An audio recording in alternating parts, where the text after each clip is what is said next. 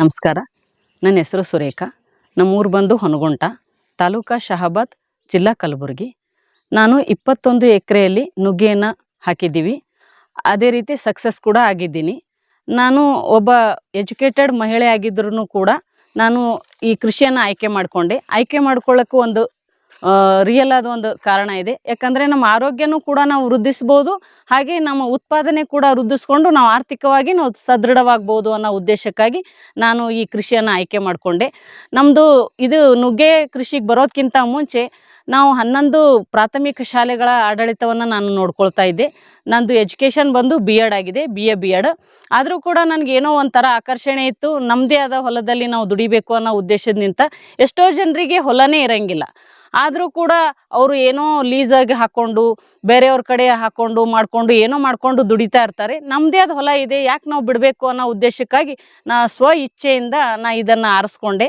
ಅದೇ ರೀತಿ ಎಲ್ಲ ಮಹಿಳೆಯರಿಗೂ ಕೂಡ ನಾನು ಹೇಳೋದಿಷ್ಟೇ, ನಿಮ್ಮದು ಎಲ್ಲ ಪ್ರತಿಯೊಬ್ಬರಲ್ಲಿಯೂ ಕೂಡ 1-2 ಎಕರೆ ಇದ್ದೇ ಇರ್ತದ್ರಿ. ಯಾರಿಗಿಲ್ಲ ಅನ್ನಪ್ಲೇ ಇಲ್ಲ, ಎಲ್ಲ ನಮ್ಮ ಹಿರಿಯರು ಇಟ್ಟು ಹೋಗಿರ್ತಾರೆ.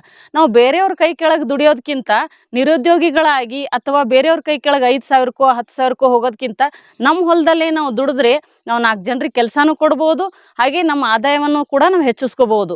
ಆ ಉದ್ದೇಶಕ್ಕಾಗಿ ನಾನು ಎಲ್ಲ ಮಹಿಳೆಯರಿಗೆ ಹೇಳೋಕೆ ಇಷ್ಟಪಡ್ತೀನಿ, ಎಲ್ಲರೂ ಮಾಡಬಹುದ್ರಿ, ಯಾರೂ ಭಯಪಡುವಂಥದ್ದಿಲ್ಲ.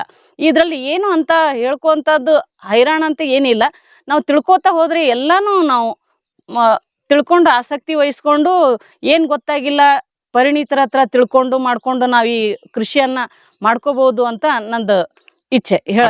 ಯಾವ ವೆರೈಟಿ ನುಗ್ಗೆ ಹಾಕಿರಕ್ಕ? ನಾವು ಇದು ಒಡಿಸಿ 3 ಅಂತ ಹಾಕಿದೀವ್ರಿ. ಒಡಿಸಿ 3 ತುಂಬಾ ಚೆನ್ನಾಗಿರೋ ಕ್ವಾಲಿಟಿ ಇದು. ಏನ್ ವಿಶೇಷತೆ ಇದ್ರದ್ದು? ಇದು ತುಂಬಾ ಚೆನ್ನಾಗಿ ಉದ್ದಾಗಿ ಬರ್ತದ್ರಿ, ಆಮೇಲೆ ದಪ್ಪ ಆಗಂಗಿಲ್ಲ. ಭಾಗ್ಯ ತಳಿ ತರ ಇದು ದಪ್ಪ ಆಗಂಗಿಲ್ಲ, ಉದ್ದ ಆಗ್ತದ, ಆಮೇಲೆ ತಿನ್ನೋ ತುಂಬಾ ಸ್ವೀಟ್ ಇದೆ ರೀ. ಇದು ಮಾರ್ಕೆಟ್ ನಲ್ಲಿ ಇದು ತುಂಬಾ ಡಿಮ್ಯಾಂಡ್, ಆಮೇಲೆ ಇಳುವರಿ ಕೂಡ ತುಂಬಾ ಜಾಸ್ತಿ ಇದೆ. ಹಂಗಾಗಿ ನಾವು ಈ ನುಗ್ಗೆ ತಳಿಯಲ್ಲಿ ಇದು ಒಡಿಸಿ 3 ಅನ್ನ ನಾನು ಆಯ್ಕೆ ಮಾಡ್ಕೊಂಡೆ. ಇಳುವರಿ ತುಂಬಾ ಜಾಸ್ತಿ. ಯಾವ ತರ ಮಾಡ್ತೀರಾ ಇದ್ರ ಮಾರ್ಕೆಟಿಂಗ್ ನಾವು ಇಲ್ಲಿವರೆಗೂ ಹೈದರಾಬಾದ್ ಕೊಟ್ಟಿದೀವ್ರಿ, ಬೋವೆನ್ಪಳ್ಳಿಗೆ.